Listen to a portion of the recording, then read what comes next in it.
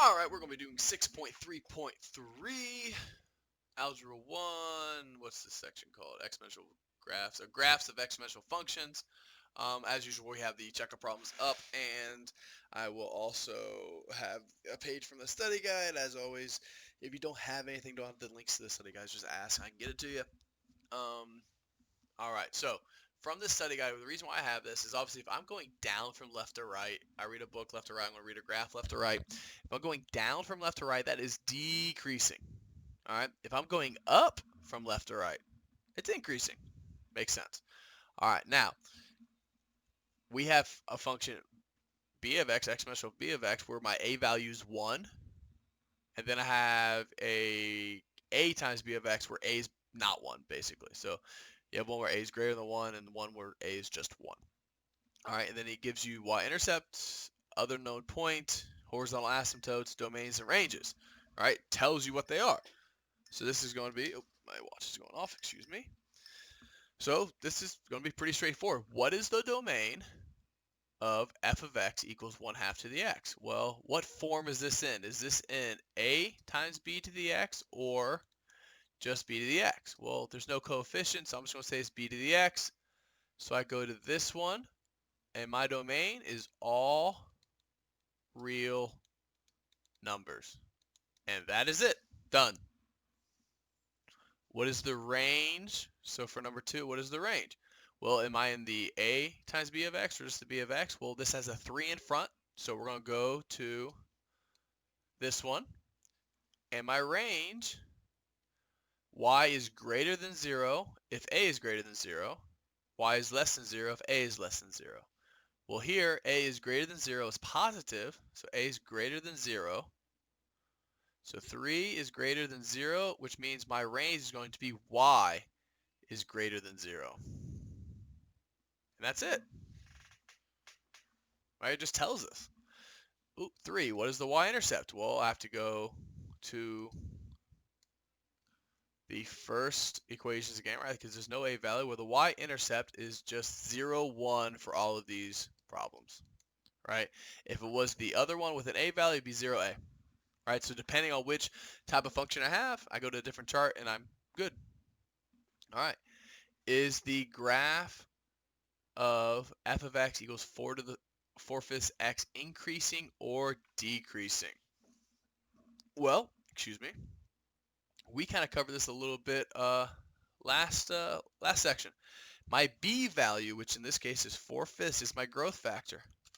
All right, and if my growth factor, excuse me, is less than 1, it's greater than 0, but less than 1, it is going to be a decreasing graph. All right, and in this scenario, because my 4/5 is less than 1, this is going to be decreasing. All right. Now we can just move to 5. Now I'm in this a of x stuff. So that's here. What is the y-intercept? Well, now the y-intercept is 0a. Well, what's my a? My a is -2. 0, -2 is my y-intercept. I just got it right from the formula. Now number 6 is a little bit different. It's asking what is the point on the graph when f of x equals 2/3 x when x equals 1? Well, I'm gonna plug 1 in for x. That's just gonna be 2/3. So my ordered pair, my point, is 1 2/3. So I got the 1 because it told me x equals 1. I plugged that in to the formula, to the equation, and I solved, and I got 2/3. 1 2/3. Easy peasy. All right, go to number 7 over here. I don't want to do that. There we go. Bring that over. This is the graph of a function in the form f of x equals a times bx. What is the function? Excuse me. Actually, you won't need to do this on the quizzes at all. I'll still do it, but I don't think you actually need to. But where does this graph cross? It crosses the y-axis at 3. So that's my y-intercept. And if my y-intercept, wherever my y-intercept crosses, that's my a value. So I know right now my a is equal to 3. All right. So I plug that in. So I have y equals, I'm just getting rid of the f of x. So I have y equals 3 times b of x. Well, I don't know what b is yet. So what I need to look at is, do I have another point? Well, what I have is this point right here. That's the point 1, 6. So what I would actually do, excuse me, so I have 1, 6. If I go down here to my other known point, 1, and then it's supposed to be a times b, right? Well, I know my a was 3. So 3 times b, and I know that my point when x equals 1 is 6. So I have 3 times b equals 6, and I just divide by 3, and b equals 2. So this is going to be y equals 3 times 2 to the x. So again, how did I get that? The y-intercept was 3, so that became my a value.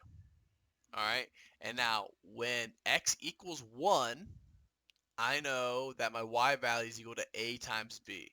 So on the graph, when x equaled 1, my y value was a positive 6. Since I already knew what my a value was, so I knew that a times b had to equal 6, right, just based on over here on the other known point. All right, so if a is equal to 3, we don't know what b is, and when that equals 6, I just solve for b and got b equals 2. All right, now for question 8, this is the graph of f of x equals 2 times 0.7x. What is the point on the graph when x equals 1? All right, so now I have this second one with an a value. Well, I could either plug this 1 into the equation and then solve that way, or if you'll remember, right, what we just did, when x is 1, my y value is a times b.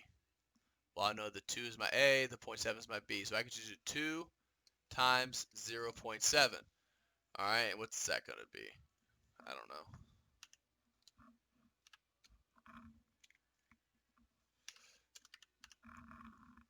.4. I knew it was going to screw up a decimal. So 1.4. So my order pair would have been 1.4. That's the point, right? Because I just multiply my a and my b. So I could have just plugged the 1 in for x like I did on my other example over here, right? I just plugged 1 in for x and solved it.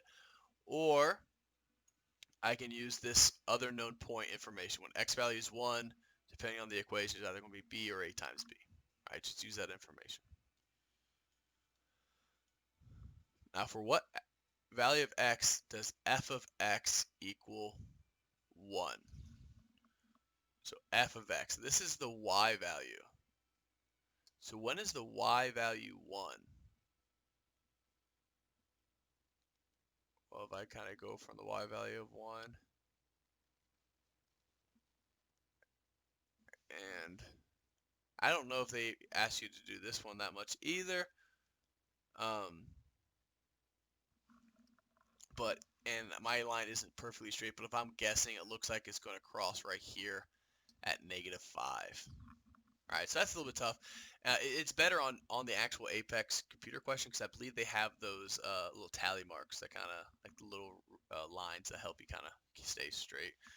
I struggle with it because my handwriting is atrocious. All right, but we just remember the f of x meant y, so I had to go y equals 1. I kind of drew it over. I'm estimating. I'm pretty sure it's -5.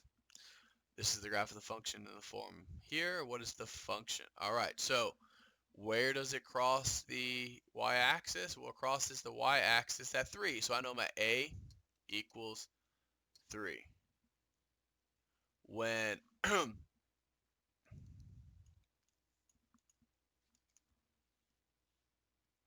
so that eliminates a because that's not going to work, right? Because I have an a value greater than 1, so I have to have here my b is saying a equal. Well, actually, this kind of narrowed it down for me. The only answer is C, because none of the other values had a correct a value. I know a equals 3, right? Because across at the y-axis or y-intercept was 3. That's my a value. None of the A, B, and D did not have that. A and D didn't have a values at all, and B had an a value of 2. So the only possible answer was right there at C.